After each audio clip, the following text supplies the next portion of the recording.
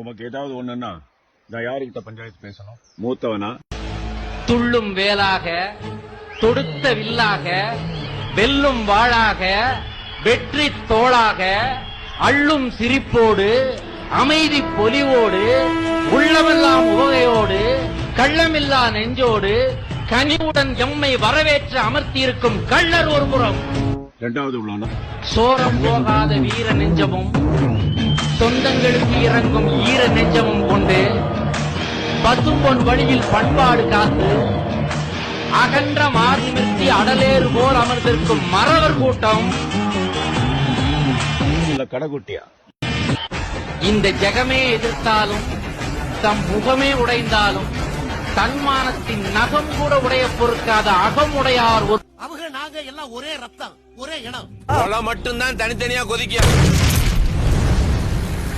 எங்க உசுறு எப்போ ஒண்ணு மண்ணா தான் கிடக்கும்.